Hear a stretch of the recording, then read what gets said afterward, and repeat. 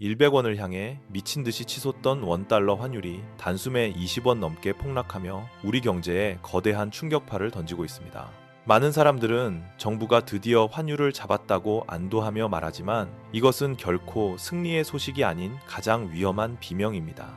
오늘날 대한민국 경제가 보내는 이 비명은 우리가 직면한 위기가 얼마나 깊고 어두운지 보여주는 가장 확실한 증거라고 생각합니다. 우리의 소중한 노후를 책임질 국민연금이 오늘 외환시장의 최전선에서 환율 방어를 위한 마지막 총알로 무자비하게 쓰이고 있습니다.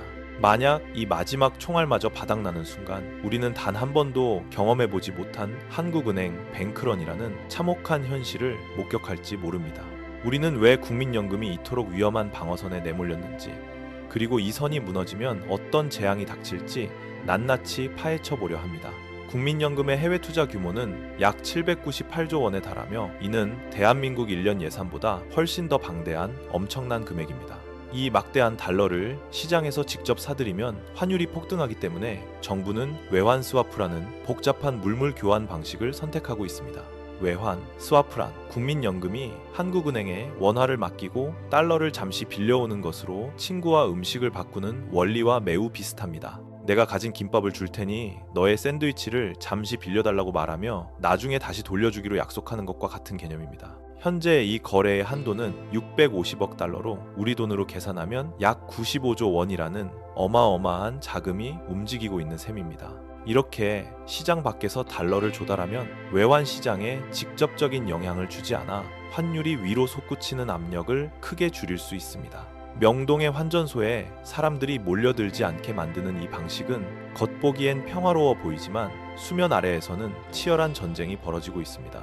여기에 더해 정부는 환율 변동의 위험을 원천적으로 막기 위해 미리 가격을 고정하는 전략적 환해지 기술을 적극적으로 활용합니다. 3개월 후에 갈 미국 여행을 위해 지금의 1,000원 환율이 1,200원으로 오를까봐 미리 계약을 맺는 상황을 상상해 보십시오. 환율이 높을 때 나는 이 가격에 팔겠다고 미리 예약을 걸어 놓으면 나중에 환율이 떨어졌을 때 상당한 차익을 거둘 수 있습니다. 이것은 마치 사과 가격이 매우 비쌀 때 미리 판매 가격을 예약하고 나중에 가격이 폭락해도 비싼 값에 파는 이득과 같습니다. 이러한 환해지 전략은 동시에 시장에 달러를 매도하는 강력한 효과를 불러일으켜 치솟는 환율을 아래로 끌어내리는 역할을 수행하게 됩니다. 실제로 지난 12월 국민연금의 개입으로 추정되는 시점에 원달러 환율은 1,460원까지 20원 가까이 급락하는 모습을 보였습니다. 하지만 국민연금의 전략적 환해지는 해외 자산의 최대 10%인 약 79조 원까지만 가능하기에 그 한계가 매우 명확합니다.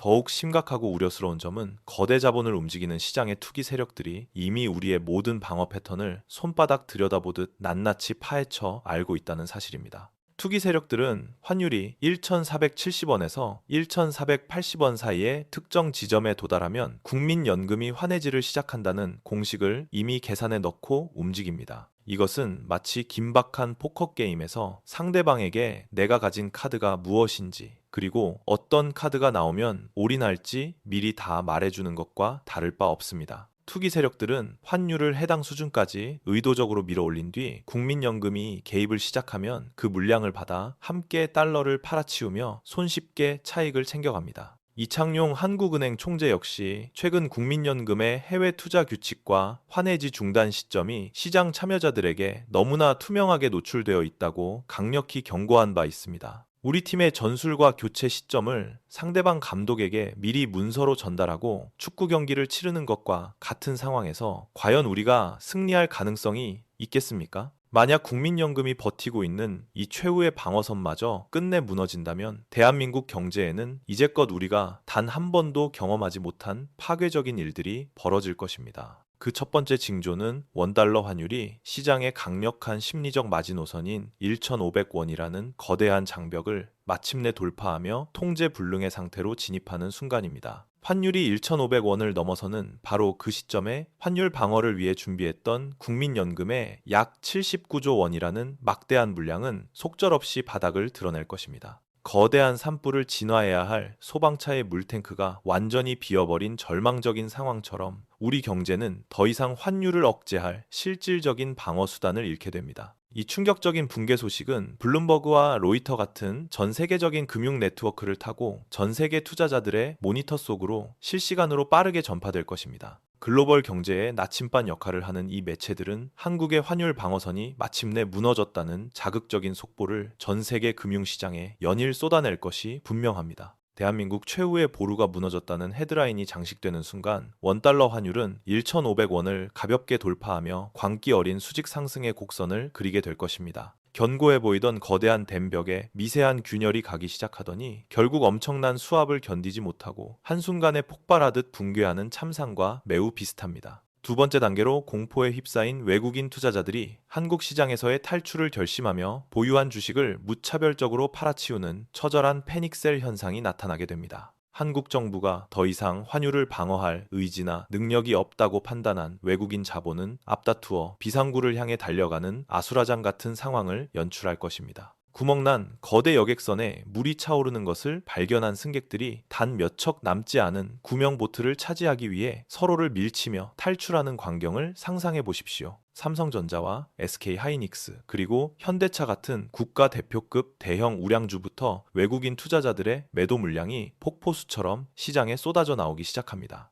아파트 단지에 흉흉하고 불길한 소문이 돌자마자 겁에 질린 집주인들이 앞다투어 급매물을 던지는 것처럼 우리 주식시장은 근간부터 흔들리며 순식간에 무너집니다. 주식을 팔아 손에 쥔 원화는 즉시 달러로 환전하려는 수요로 이어지며 외환 시장에는 달러 매수 주문이 산더미처럼 쌓여 환율 폭등을 더욱 가속하게 됩니다. 한국은행은 이제 외환 보유액을 풀어 시장에 달러를 공급할 것인지 아니면 폭등하는 환율을 방관할 것인지 고통스러운 선택의 기로에 서게 됩니다. 만약 아무런 조치도 취하지 않는다면 환율은 1,600원에서 1,700원까지 치솟으며 마치 거대한 산불이 온 마을을 집어삼키는 듯한 재앙을 초래할 것입니다. 결국 한국은행은 외환 보유액을 시장에 쏟아붓는 선택을 하겠지만 그 과정에서 우리의 비상금이 실시간으로 소진되는 모습을 전 세계가 지켜보게 됩니다. 단 며칠 사이에 100억 달러에서 200억 달러라는 천문학적인 규모의 외환 보유액이 마치 뜨거운 햇볕 아래 얼음처럼 녹아내리기 시작할 것입니다.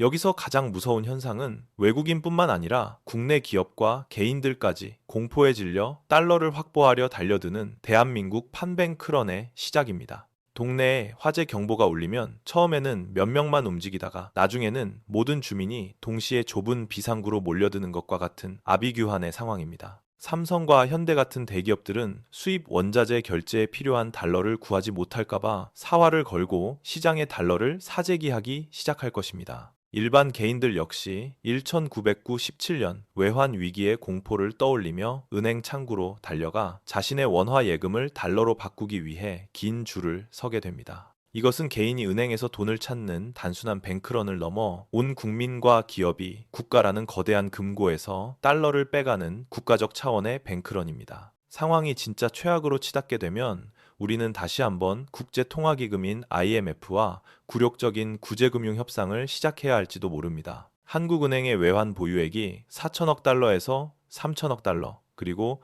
2,500억 달러로 급감하면서 국가의 신용은 바닥으로 추락하기 시작합니다. 무디스와 S&P 같은 세계적인 신용평가사들이 한국의 국가 신용 등급을 하향 검토하겠다고 발표하는 순간 우리 경제의 성적표는 난도질 당합니다. 이 뉴스가 전 세계로 퍼지는 순간 국제금융시장에서 대한민국은 투자해서는 안 될 고위험 국가로 분류되어 철저히 외면받게 될 것입니다. 한국 기업들이 해외에서 돈을 빌리려 할 때 평소보다 훨씬 높은 살인적인 금리를 내야만 하는 가혹한 상황이 모든 산업 현장에 들이닥칩니다. 신용등급이 낮은 사람이 대출을 받을 때 막대한 이자를 감당해야 하는 것처럼 국가 전체가 이자 부담에 태페 빠져 허우적대게 되는 원리입니다. 결국 정부는 국제통화기금에 다시 손을 벌리게 되고 IMF는 그 대가로 우리 경제 체질을 송두리째 뒤흔들 까다로운 조건들을 요구할 것입니다. 많은 회사가 문을 닫고 실업자가 거리에 넘쳐났던 1997년 그 비극적인 외환 위기의 악몽이 우리 세대에 다시 재현될 수도 있습니다.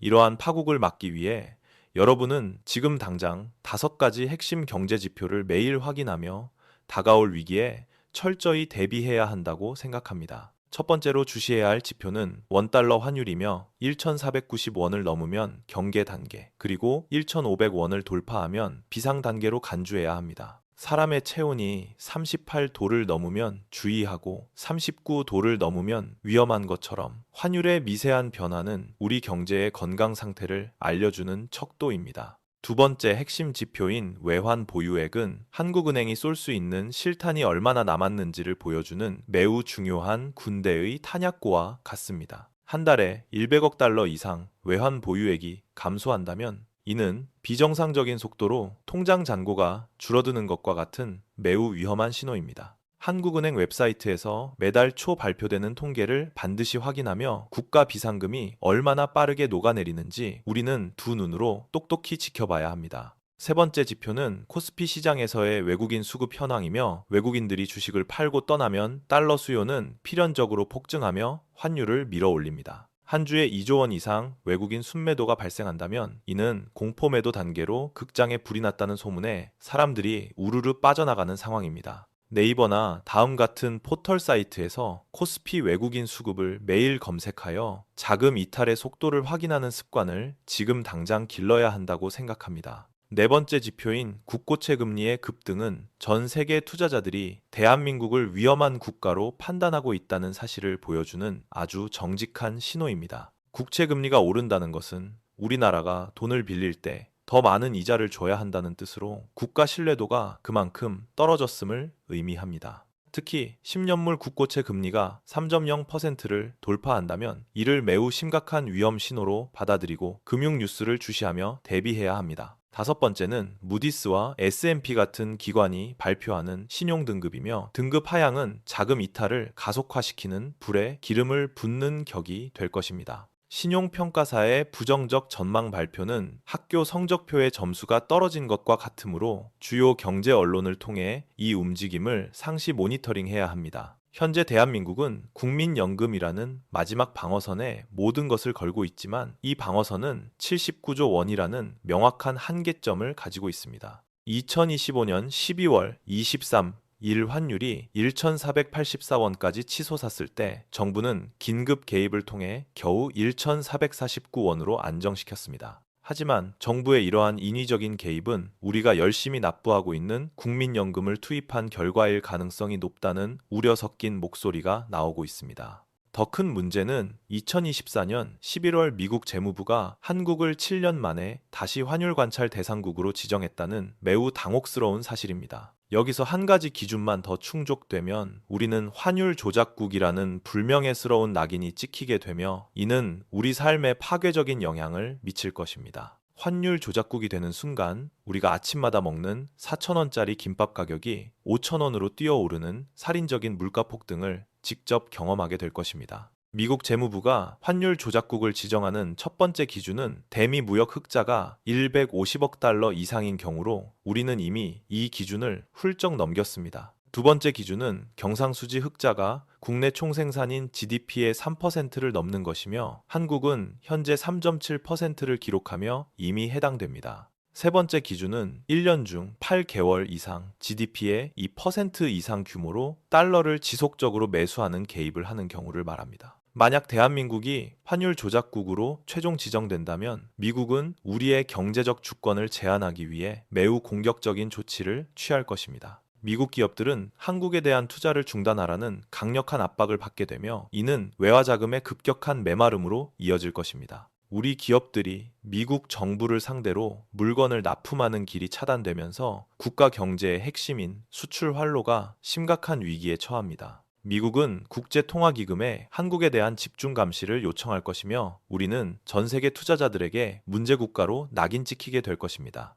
이러한 국제적 낙인이 찍히는 순간 우리 정부는 독자적으로 환율을 방어할 수 있는 통제 권한을 사실상 완전히 상실하게 됩니다. 이 상황은 외환 보유액이 위험 수준으로 급감했던 1997년 외환 위기의 어두운 전조와 너무나도 닮아 있어 두렵기까지 합니다. 당시 우리 정부는 118억 달러를 시장에 쏟아부었지만 폭주하는 환율의 흐름을 막기에는 역부족이었음을 역사는 증명하고 있습니다. 305억 달러였던 외환 보유액이 단숨에 39억 달러까지 줄어들며 국가 창고가 완전히 비어버리는 참담한 결과를 초래했습니다. 결과적으로 700원대였던 환율은 1,900원대까지 치솟으며 단기간에 3배 가까이 폭등하는 지옥 같은 현실을 우리에게 보여주었습니다. 만약 현재 1,450원인 환율이 당시처럼 3배 뛴다면 우리는 1달러에 3,000원이라는 가공할 현실을 마주할지도 모릅니다. 환율 상승은 하나의 조각이 넘어지면 나머지가 연쇄적으로 쓰러지는 파괴적인 도미노 현상을 우리 삶의 구석구석에서 일으킬 것입니다. 수입 원자재 가격이 오르면 전국 공장의 제조 원가가 상승하고 이는 결국 소비자가 지불해야 할 최종 물건 가격의 인상으로 이어집니다.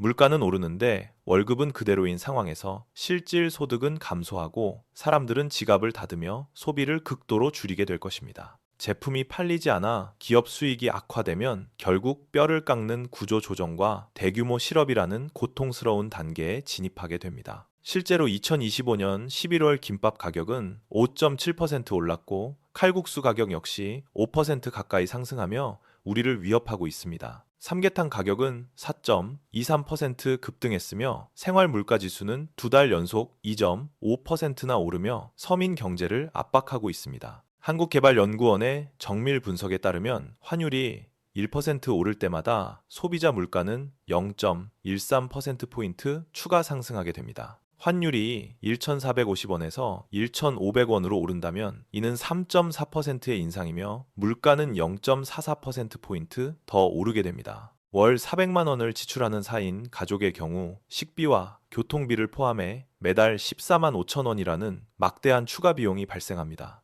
이를 1년으로 환산하면 174만 원에 달하며 이는 환율이 1,500원에서 멈춘다는 낙관적인 가정하에 최소 수치일 뿐입니다.